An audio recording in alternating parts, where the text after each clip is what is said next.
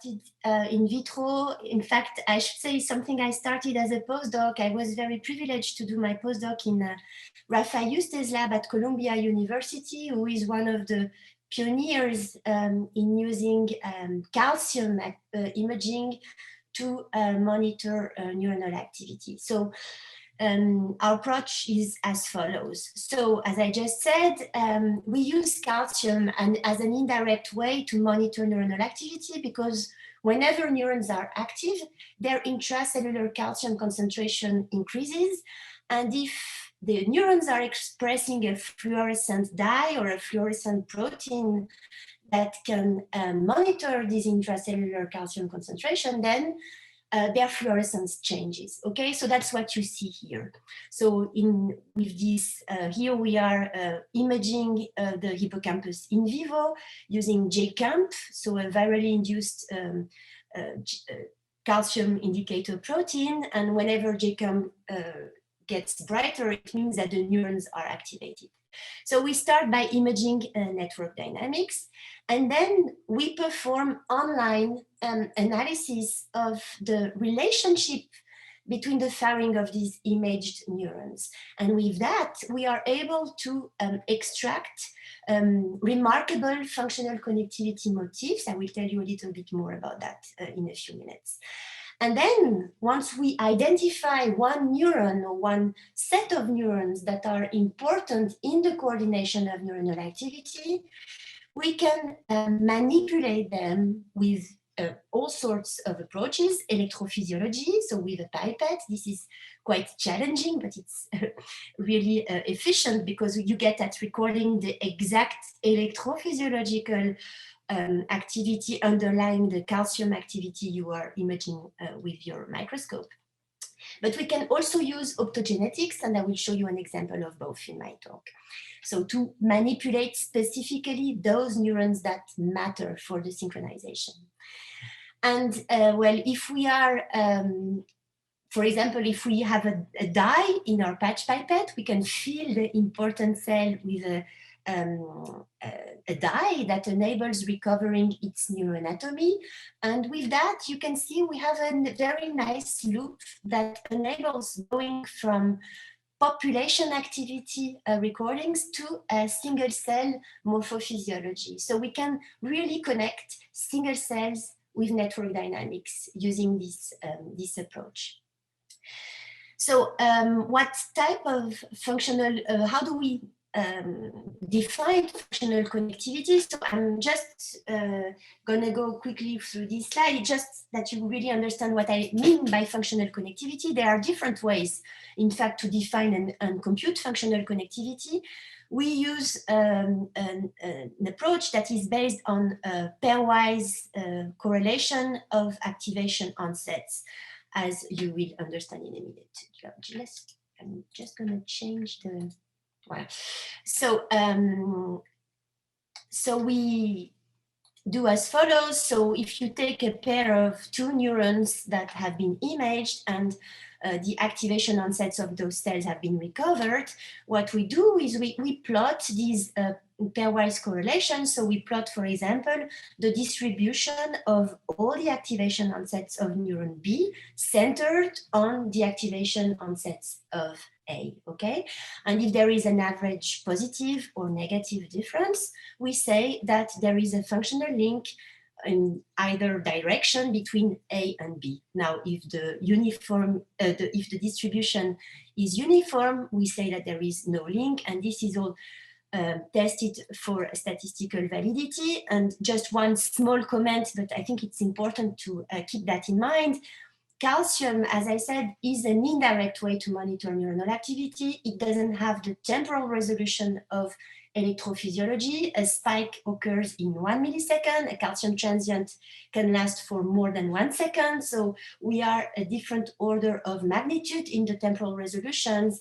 And so really we are not claiming by, when we say there is a functional link between A and B, we don't say that there is a direct synaptic contact. There may be several synapses linking A and B, as indicated in this cartoon.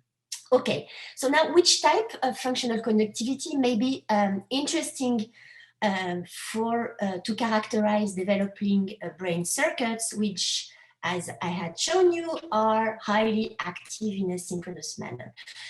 So networks of neurons, but networks of people, all sorts of networks can be described by what one calls their topologies. So the relationship between their nodes, the nodes being the neurons in our case. Okay, so there are all sorts of network topologies that are defined by the distribution of these functional links between neurons. They can be regular, they can be smaller, they can be random.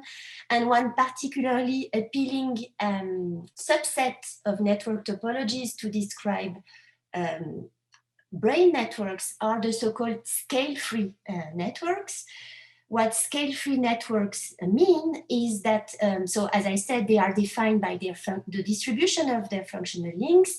And in this case, the distribution has no typical scale. Why? Because it is heavy-tailed. So most neurons are poorly connected.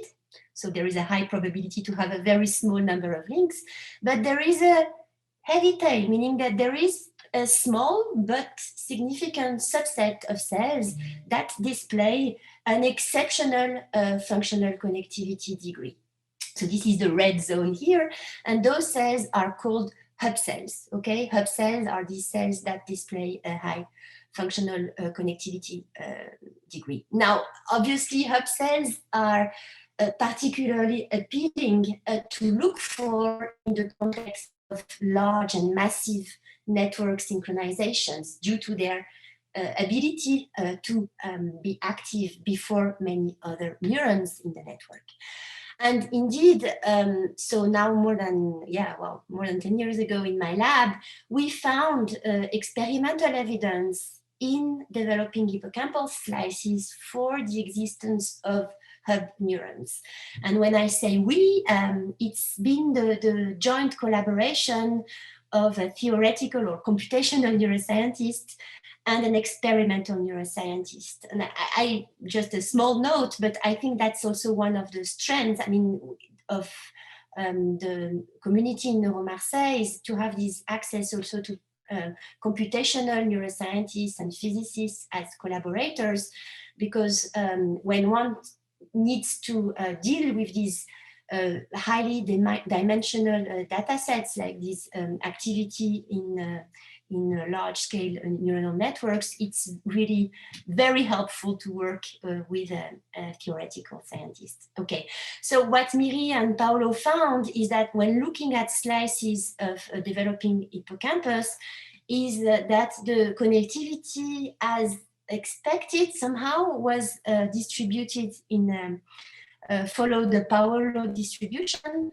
that you can nicely see as a line on a log-log scale, meaning that there is a few subsets of cells among this group of active cells. I should say here that with this calcium indicator, the cells get darker whenever they are active.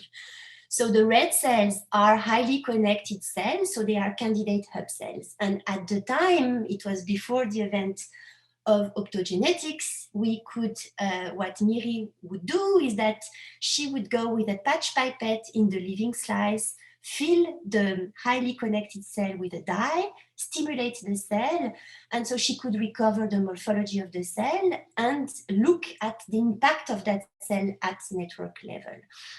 So the morphology for hub cells was always really amazingly developed as compared to other cells. So this is an example of a hub cell. The axon is in red, the dendrites are in green, and you can see, maybe if you're not familiar, it's not obvious to you, but these axons are really just crazy. They are really widely arborized. They even sent a few branches outside from the local hippocampal brain region. So they are really highly connected cells. What I should say is that, and this is something you can see with the morphology, but you can also see it when you use specific transgenic mouse lines, is that those cells are GABAergic. So remember the two subtypes of neuronal cortical cells, those are the inhibitory GABAergic cells. So just one movie to show you the impact at network level. So here we are recording in current clamp one single cell. We are imaging thousands of cells, well, hundreds, I should say. These histograms plots the fraction of active cells as a function of time, and you can see these peaks. These peaks are the network bursts I was telling you about. And in a few seconds, we will bring the hub neuron to a different membrane potential. So we will perturb its activity and it's going to fire like very intensively. And you can see immediately that the synchronization disappears, whereas the cells are still blinking. So it's really the coordination of activity that is impacted more than the activity itself. The level of activity remains the same, but it's the coordination that. And then we bring the cell back to its resting potential, and you will see that there is again these peaks that come back. Okay, so those hub neurons are really remarkable. What more can we say about these cells? So what is their do they belong to any specific subtype of GABAergic neuron? And for that, we decided to follow a theoretical prediction from this paper that was telling us that a network of nodes, so neurons in our case, grows into a scale-free network if it follows a so-called preferential attachment rule by which the rich get richer. What this means is that new nodes in these growing scale-free networks will tend to preferentially connect to those nodes that are already display a larger number of connections. So you see here, this little white node will preferentially target this red node, which already has 3 links as compared to the gray and white node that only have 2 links. And in fact, the correlate of that is that the cells that are more likely to become hub neurons are those cells that are present the earliest, okay, during the growth of those scale-free networks.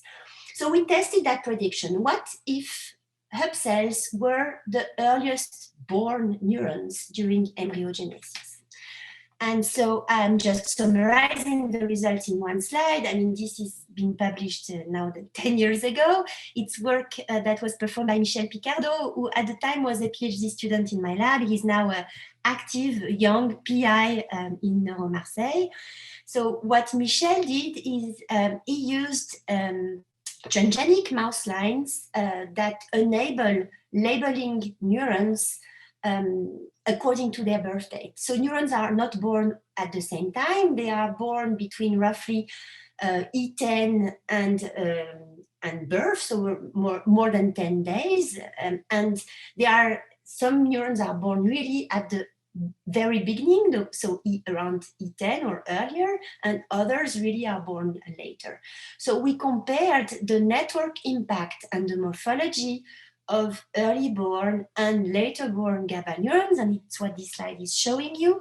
So the cells are, so they are labeled with here a GFP, so a fluorescent protein, and we target them for electrophysiological recording. So we stimulate the cells while imaging the network response. And what we found is that only early born GABA cells had this high effective connectivity, meaning that stimulating those cells produced a significant response in many other image neurons, many more than stimulating a later born GABA neuron. And if we looked at the interval between two successive network bursts and compare the impact of early born cells with the later born ones, we also have only stimulating early born cells had a significant impact at a network level. So what these few slides were telling us is that in reduced preparation, so in slices, there are cells that have an exceptional number of functional links. They are highly connected and they have a strong network impact. They are likely to originate from the earliest stages of neurogenesis. So there is like the firstborns are privileged neurons that have a stronger number of connections than later born cells. So this again was done in vitro. And more recently, and this is unpublished work, these combination of an experimental neurobiologist and a theoretical neurobiologist, a computational neurobiologist, addressed the question of whether hub cells could also be found in vivo. So you may think that it's not, that the answer is trivial and that indeed there should be found in vivo because we found them in vitro.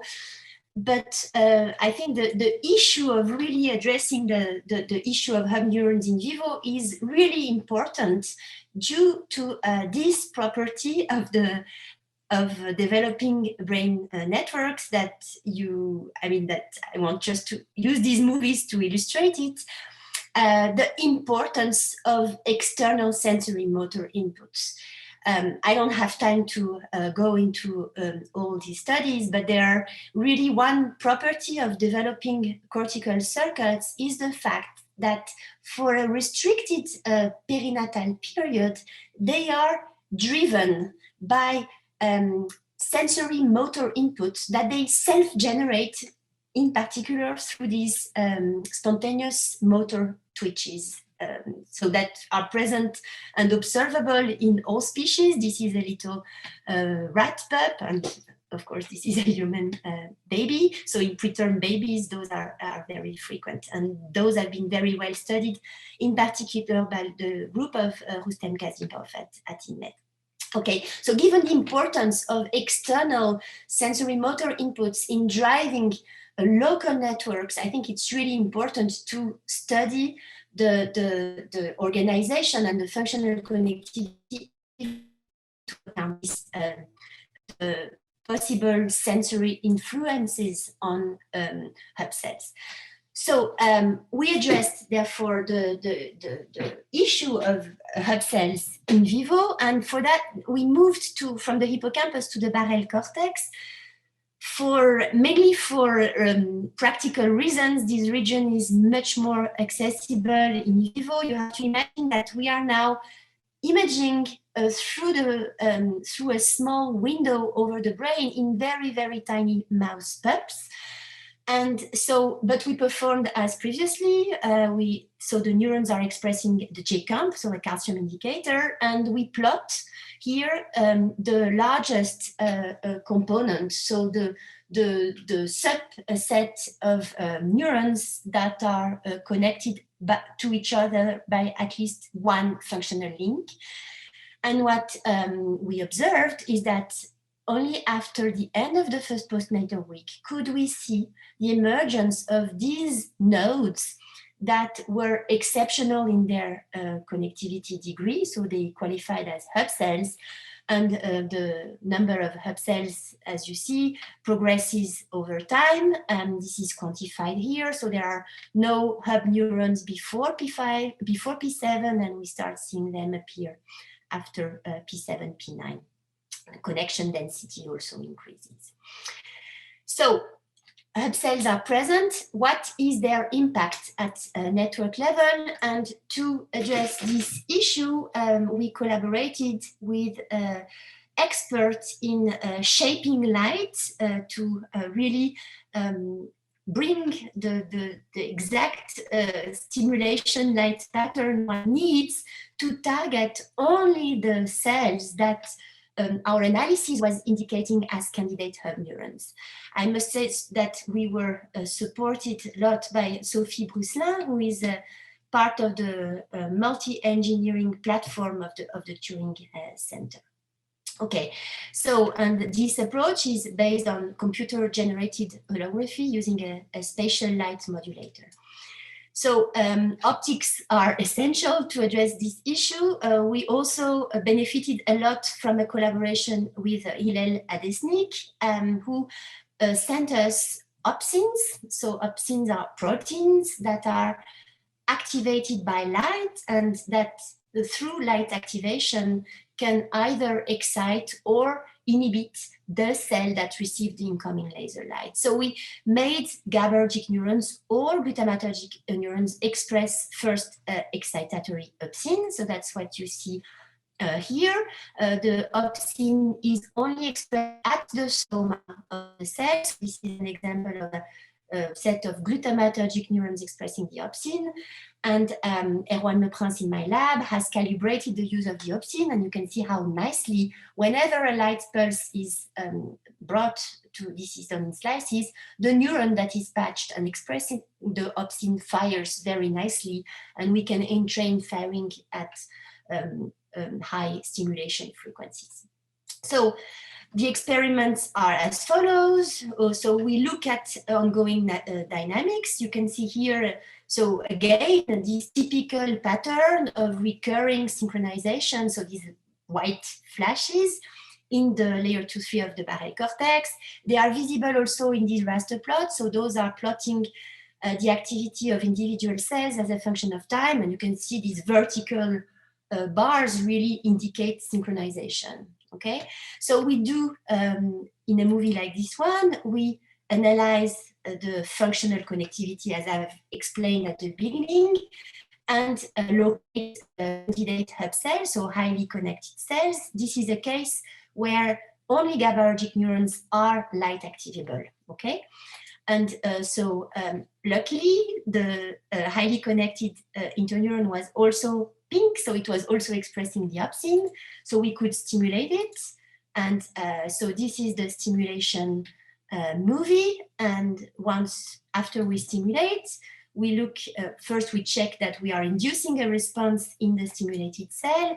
And also we look at the impact of that cell stimulation at network level by computing the interval between two successive network bursts. And we see that there is, in this case, a significant change in the ongoing network dynamics. I'm going to show you another movie that is even, I think, more spectacular. So here the highly connected cell was located here on the top right of the movie. This is the control case. We are not stimulating at the beginning. And in a few seconds, you will see these horizontal lines that are in fact stimulation artifacts that we should get rid of. But nevertheless, they are convenient to see when we are stimulating. So it's now we are stimulating that cell. And I hope you can catch already with your eye really that the cell stimulation is impacting on the frequency of this spontaneous synchronization. So and it's highly significant here. In a few seconds, we will release the cell. I think it's now from stimulation, and you see how the endogenous recurring activities come back. Okay, so this is another case. Let me see. This is a case where stimulating the hub cell is now accelerating synchronization.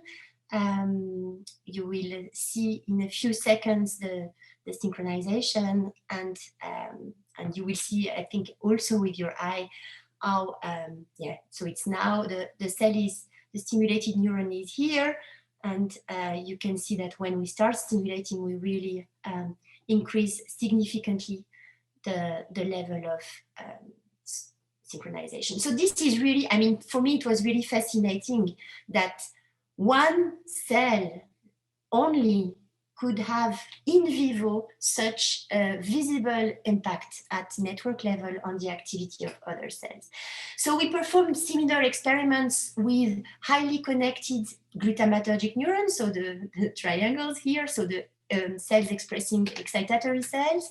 So this is a case of such experiment, and in a nutshell, what we found is that only the GABAergic cells were able to have this strong impact at network level. So now, how about the link with sensory information? So we are imaging here the barrel cortex, which is the area of the brain where neurons fire following stimulation of the the whiskers, okay? And in fact, there is a very precise representation of each of these whiskers in the mouse brain. So what we did is that we stimulated the whiskers in a very unspecific manner, and I must say, but nevertheless, what we looked at is that it's at the response at single cell level in the form of these so changes in calcium fluorescence.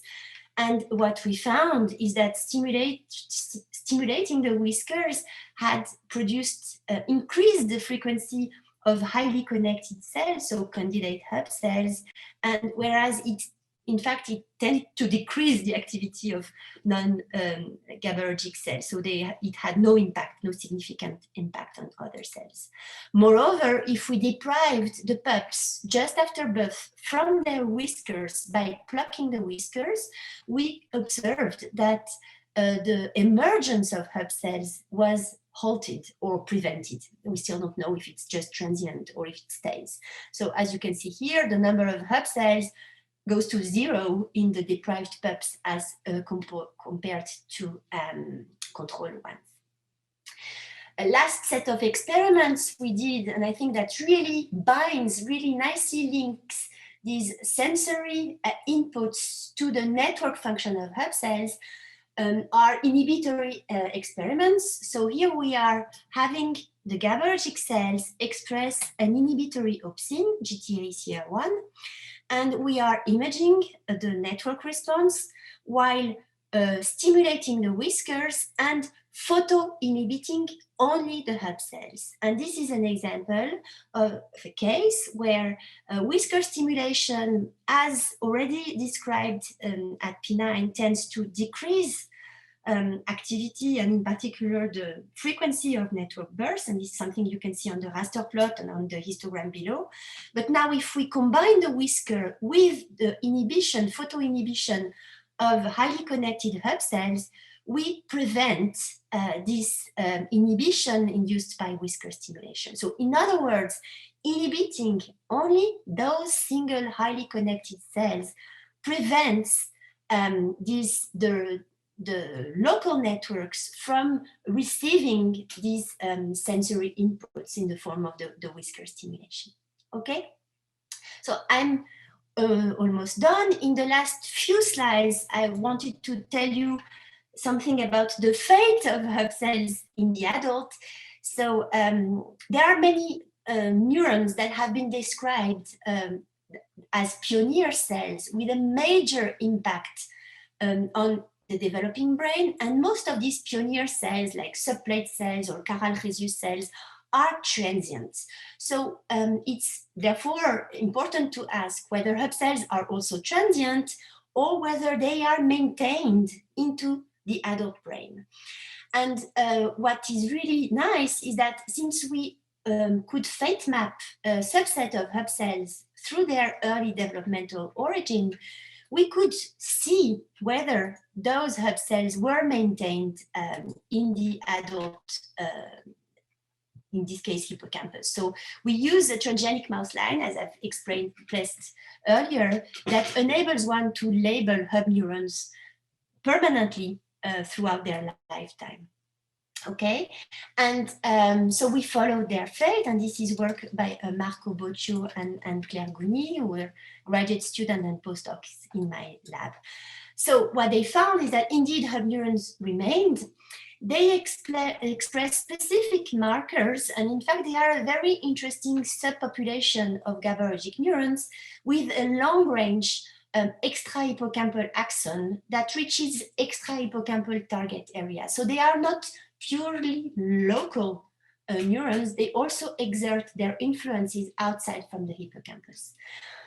They are amazing also by their electrophysiological properties, in particular their lower intrinsic excitability, as you can see here, and their connectivity. And so to probe their connectivity, we used several methods. So first we used slice electrophysiology with targeted patch clump recordings of early born GABA cells. And what we found is that those cells tended to receive fewer local inhibitory inputs as compared to their control GABA partners, something we could describe, as I said, with voltage clamp recordings of the spontaneous GABAergic events those cells receive. And so this is quantified here. And we have also done some immunohistochemical analysis against PV immunostaining, and we counted the number of putative PV contacts and found that those cells, so they are less inhibited, so they are more prone to local excitation, if one can say. And another reason why I'm saying local excitation is because we probed also the long-range excitatory inputs those cells were receiving and found that early-born GABA cells were less connected by long-range glutamatergic inputs than their control GABA partners, and something we did using optogenetics again. So we have an opsin injected in a long-range extra-hippocampal region, and we measure the effect of stimulating the axons originating from that long-range region locally in the hippocampus using light. Finally, we asked what is the function of these cells? Are they involved in ongoing dynamics in the adult brain? And for that, I mean, this was really a very long chase. So this is an example of a movie where the hub neuron is here. It's buried in this mass. Here you have to imagine that there are maybe 1,000 of cells that are really closely packed, one close to another. And so we monitored the spontaneous activity of hub cells. And in a way, as expected from their being more prone to local excitation, we found that early-born GABA neurons signal local dynamics, and in particular, assembly activity. So we have imaged mice when they run and when they rest.